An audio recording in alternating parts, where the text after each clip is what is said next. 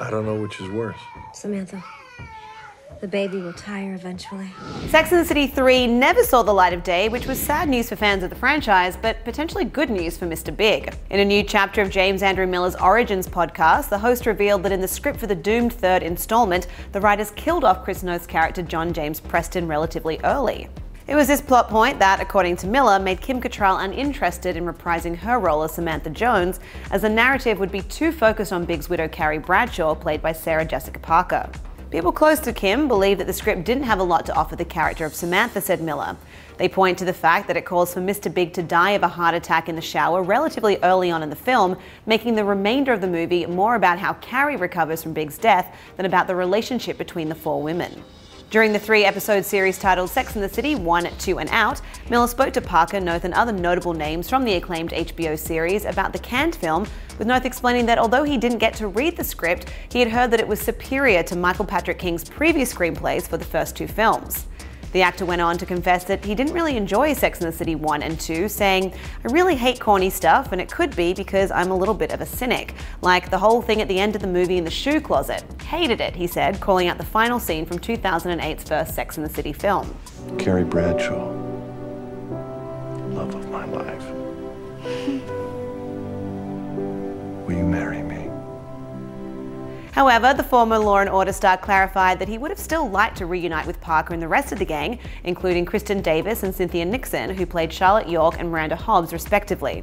"I'm a team player," he said. The same apparently can't be said for Cattrall, who has been vocal about how she feels she was treated during her tenure on SATC, particularly by Parker. Cattrall has lashed out at Parker via social media and told Piers Morgan that the two were never friends. Speaking to Miller, Michael Patrick King, who wrote and executive produced the series, as well as wrote and produced the two Sex and the City films, said that tensions between Cattrall and the other women started early on in the show, largely over money and competition for the spotlight. He explained that when the show began, Parker was by far the biggest name of the four and was taking a risk as a movie star moving to an HBO TV show. Because of her star status, she was paid as such. The show doesn't exist if Sarah Jessica wasn't the blonde star of the show, that's number one. Kim was not at the height of her career, Kristen was under her in terms of notability, Cynthia was a theatre actress, and their contracts reflected that status, King said. As the show progressed, the characters, everybody grew, it became a family. Kristen, Cynthia and Sarah Jessica became one group and Kim never joined mentally. I guess for Kim it didn't matter how much the race became if there was never parody, but there was never going to be parody. According to Parker, who was also a producer on the films, she did everything she could to show Cattrall she wanted her on board the third movie, remembering numerous conversations with her manager to convince her to reprise her part. Speaking on her and Cattrall's relationship, Parker said, "I'm not in a catfight with anybody. I've never publicly ever said anything unfriendly, unappreciative about Kim because that's not how I feel about her." Meanwhile, Nixon didn't respond to questions about Cattrall, and Davis said that she isn't in a place to play peacemaker between Cattrall and the Sex and the City team, but did offer her thoughts on the never-made movie, saying, "It's very hard because we were crushed by not doing that third film. It's so hard to get a film starring 4 women greenlit even when you're a household name around the world." Writer and producer Amy Harris also gave her thoughts on why Cattrall refused to take part in Sex and the City 3, believing that she was just really tired of portraying Samantha Jones on screen, which she says is a completely legitimate choice. What isn't the right choice is to claim that that choice is because these other people were monsters, which they simply were not, Harris said. "I think it seemed that things were really moving forward and then suddenly the rug was sort of pulled out and the reasons for it didn't seem to match what actually happened in my mind." Regardless of the true cause for the animosity, Parker made a very astute point when noting that men rarely face the same pressure to be friends with their co-stars.